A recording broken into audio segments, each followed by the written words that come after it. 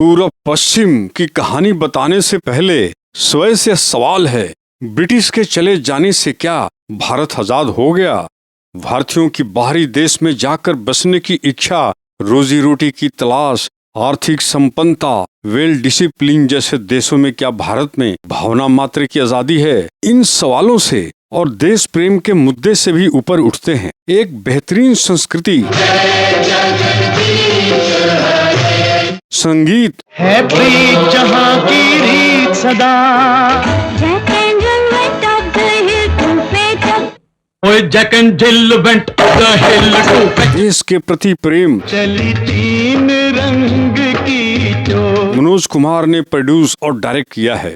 पूरब और पश्चिम में उन्होंने सिर्फ पूरब और पश्चिम के बीच खोखली तुलना नहीं की है, इसमें अलग अलग किस्म के व्यक्तियों की कहानी को एक दूसरे से और पूरब और पश्चिम के प्रभाव से जोड़ा गया है। मनोज कुमार के हाथों अनेकों फिल्म के निर्माण में 2 फिल्मों का निर्माण, खासकर स्क्रिप्ट, कैमरा, किरदारों का चयन, संगीत में ढलती ये 2 बेहतरीन फिल्में बनी, उपकार और पूरब और पश्चिम। आज भी जितनी बार देखें, ये हिंदी सिनेमा आजादी के पहले, आजादी के बाद, जय जवान जय किसान, गांव देहात पर मार्मिक चित्रण मनोज कुमार साहब कर बैठे हैं।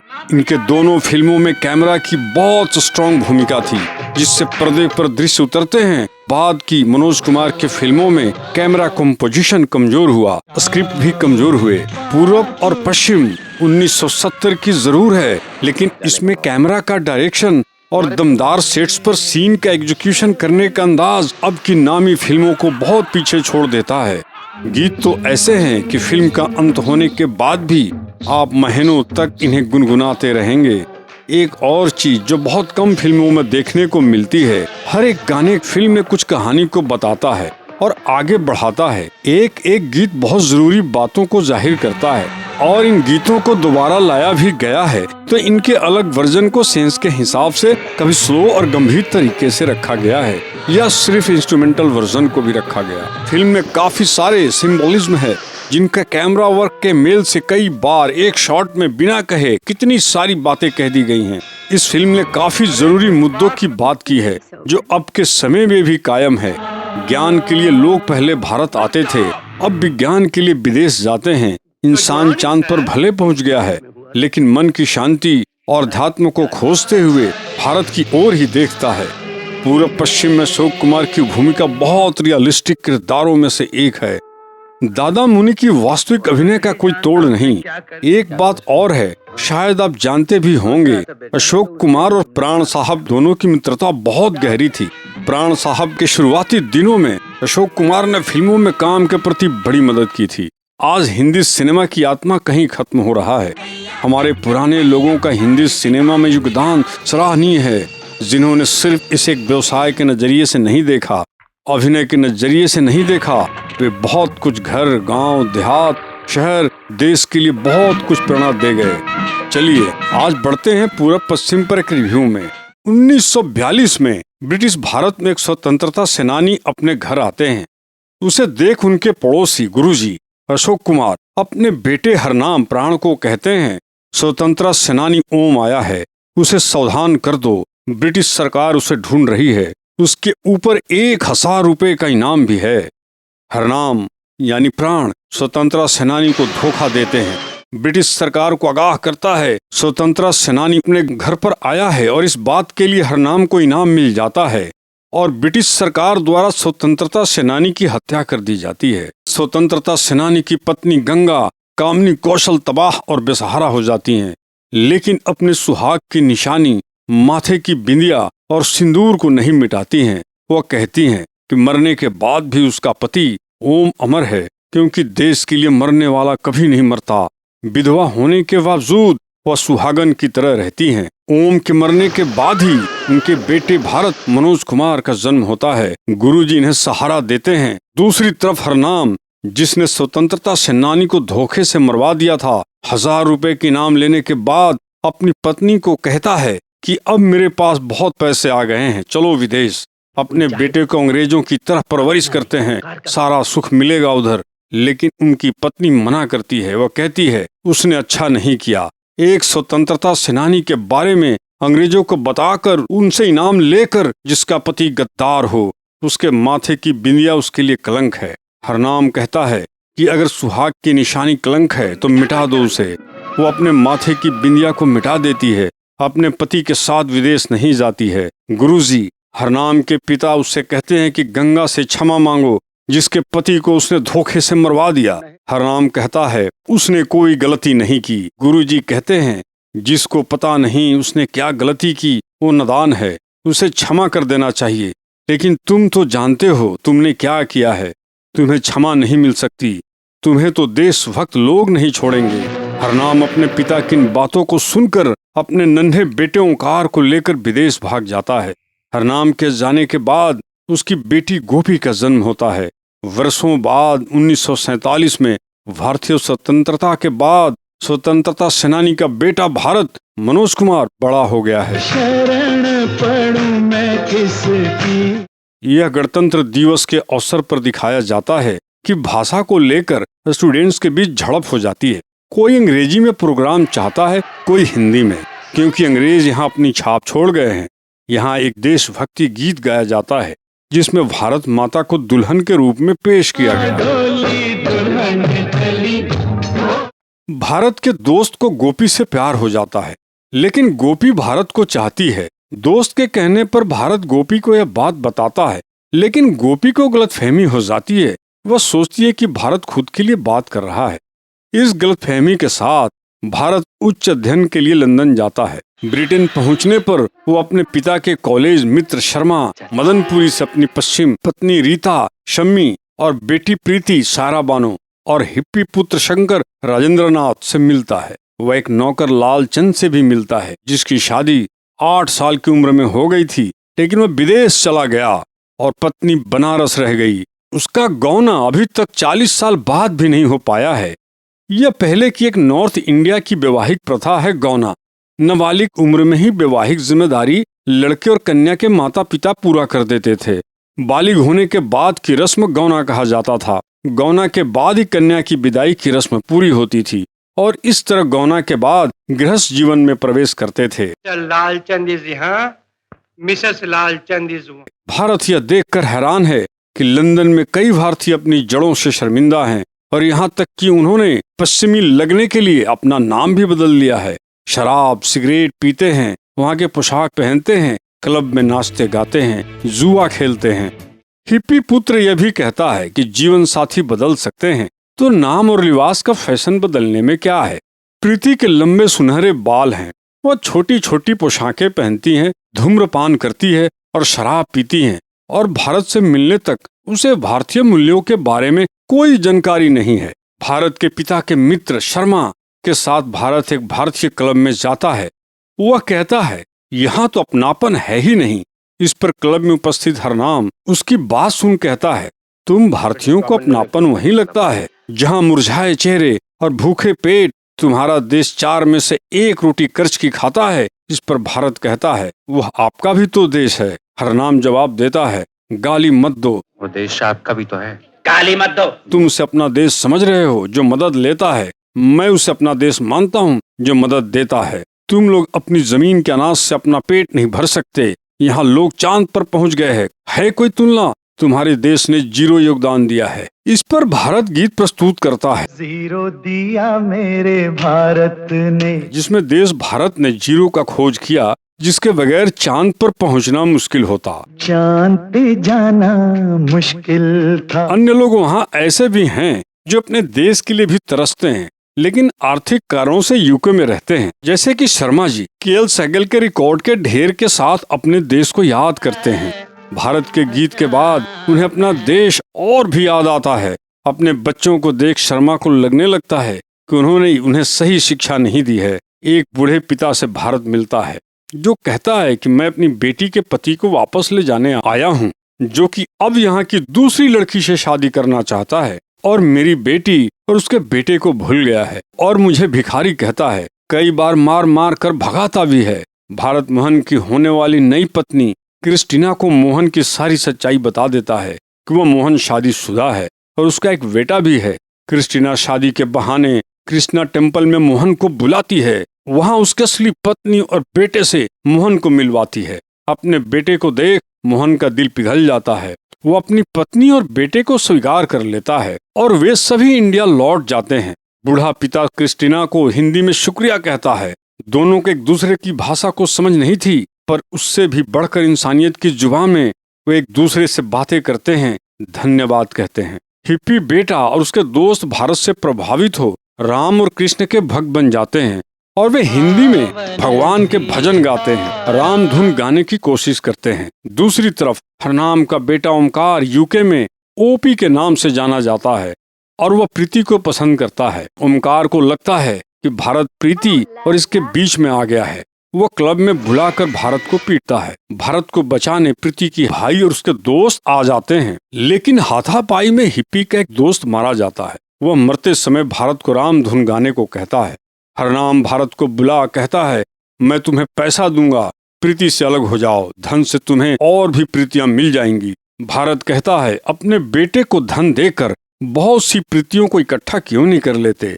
शर्मा अपनी बेटी के लिए भारत से बात करता है और चिट्ठी लिखकर गुरुजी और गंगा से अपनी बेटी और भारत की शादी की बात करता है। उसे अपनी बेटी के लिए भारत अच्छा लगता है, लेकिन भारत पढ़ाई खत्म होने के बाद वापस अपने देश लौटना चाहता है। प्रीति और भारत एक दूसरे से प्यार जरूर करते हैं, लेकिन प्रीति भारत नहीं आना चाहती। उसकी माँ और वहाँ के लोगों का मानना है कि भारत सपेरों का देश है, जहाँ रहने को घर नहीं, खाने को रोटी नहीं, पहनने को कपड़े नहीं। वह उनके सोचने के तरीके को बदलने की कोशिश करता है, जबकि भारत और प्रीति दोनों एक दूसरे के प्यार में पड़ जाते हैं। जब तुम्हारा बाद में अपनी माँ और गुरुजी अशोक कुमार की सहमति से उन्होंने प्रीति से शादी करने का वादा किया।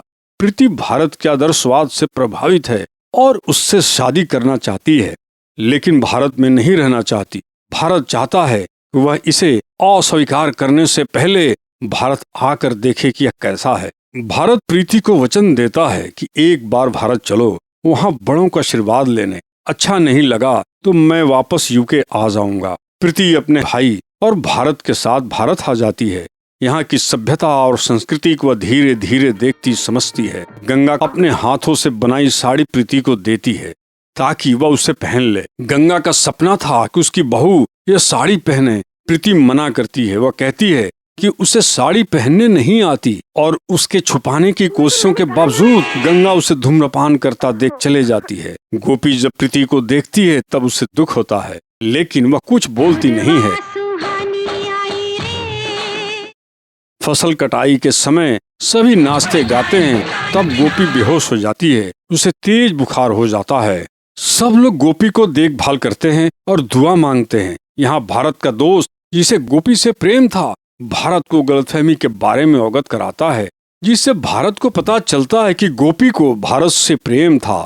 फिर भारत गोपी को समझाता है कि पहले भी उसने अपने दोस्त के लिए ही गोपी से बात किया था और आज भी वह उसी से शादी के लिए कह रहा है, क्योंकि उसका दोस्त गोपी के बीमार रहने के समय उसकी पूरी देखभाल करता था, आगे भी करता रहेगा। गोपी मान जाती है, शादी तय हो जाती है। हरनाम का बेटा ओपी प्रीति की याद में जानलेवा ड्रग्स लेने लगता है। हरनाम प्रीति को मनाने के लिए भारत आता है। आओ ओए ट्विंकल ट्विंकल लिटिल भारत आने के बाद उसे पता चलता है कि उसकी एक बेटी भी है और उसकी आज ही शादी है। सब उसे कन्यादान के लिए रोकते हैं क्योंकि वह बड़े ही शुभ दिन पर आया है, लेकिन हरनाम कहता है उसे अपने परिवार पर तरस आ गई, इसलिए वो आखिरी बार यह कहने आया है कि उसके पास बहुत दौलत है, चलना है तो लंदन सब चल सकते हैं। इस पर गोपी कहती है कि उसे इस व्यक्ति से कन्यादान नहीं करवाना जो पहली बार मिलने पर प्यार से उसके सर पर हाथ तक नहीं रखा और इतने सालों तक खबर भी नहीं ली। गुरुजी और उसकी माता को सिर्फ दुख दिया है। आसपास के लोग भी उसे कहने लगते हैं कि उसे इस धरती पर वापस पांव रखने की हिम्मत कैसे की, जिसने एक देशभक्त स्वतंत्रता सेनानी को मरवाया था। हरनाम चला जाता है और गहरी सोच में डूब जाता है। आया बेटी की खुशी के लिए था, मगर उसका काल उसका पीछा नहीं छोड़ रहा और उसे यहाँ बेटी भी दिखी जिसका कि उसी दिन शादी भी है। शादी के समय गुरुजी और उनका परिवार हरनाम की राह देख रहा होता है। जब बाकी लोग कहने लगते हैं कि हरनाम वापस नहीं आएगा, लेकिन अंत में हरनाम आ जाता है और कन्यादान करता है। अब हरनाम का बेटा ओपी भी आता है प्रीति को पाने के लिए, लेकिन उसकी हरकतें देख सब दंग रह जाते हैं। वो अपने पिता से पूछने की कोशिश करता है, क्योंकि उन्होंने कहा था उसका परिवार खत्म हो चुका है। ओमकार अपनी माँ से पूछता है कि उन्होंने दूसरी शादी कर ली क्या। इन सभी बातों को सुनकर उसका परिवार चौंक जाता है। वह लंबे समय के बाद मिलाप पर मिलकर दारू पीने के लिए भी कहता है। गुरुजी अपनी बहू से कहते हैं, ओमकार की बचपन की दूध की गिलास रखी है ना, उसमें ओमकार को दे दो, अब वह उसी गिलास में शराब पिएगा। गुरुजी हमेशा कहते थे कि ओमकार लौटेगा तो वे बद्रीनाथ जाएंगे। सब लोग साथ चलने का निश्चय करते हैं। बद्रीनाथ में ओमकार प्रीति को पाने के चक्कर में लग जाता है। उसके दादाजी बचाने जाते हैं, तब ओमकार उनके डंडों से मारता भी है। कहता है, ओल्ड मैन तुम चले जाओ यहाँ से। जब भारत उनको बचाने जाता है तो ओमकार भारत पर गोली चला देता है। उसे बचाने में गुरुजी को गोली लग जाती है। ओमकार भाग जाता है। हरनाम यह देख बहुत क्रोधित हो जाता है, लेकिन गुरुजी उसे कहते हैं कि जो नहीं जानता उसने क्या किया है वो नादान है, उसे क्षमा कर देना चाहिए, और गुरुजी का जीवन समाप्त हो जाता है। फिर ओमकार पुलिस बुलाकर यह कहता है कि भारत ने गोली चलाकर उसके दादाजी का अंत कर दिया है। पुलिस भारत को ले जाती है।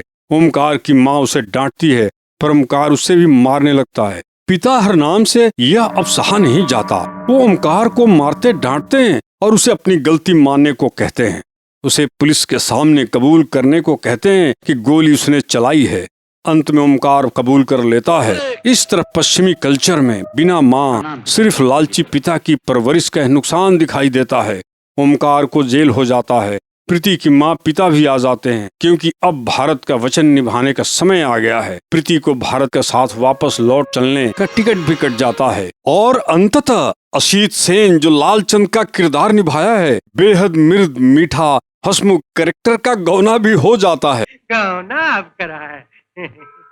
प्रीति के पिता भारत में ही रहना चाहते हैं। हिप्पी भाई को भी यहाँ मन लग गया है।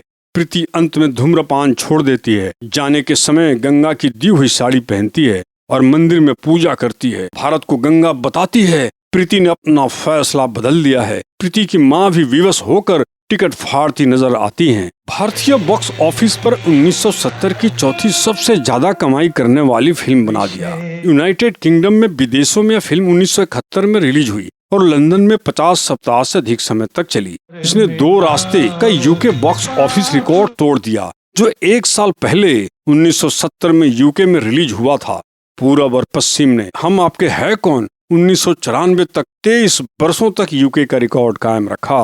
फिल्म का संगीत कल्याणजन नंजी ने तैयार किया था और गीत इंदिवर, प्रेम धवन और संतोष आनंद ने लिखे थे। पूरब और पश्चिम फिल्म की shooting London, Paris, Germany, Varanasi और इलाहाबाद सहित देश और दुनिया भर में विभिन्न स्थानों पर की गई। फिल्म की कहानी पूरब की सभ्यता और पश्चिम की सभ्यता का फर्क बताने वाली थी।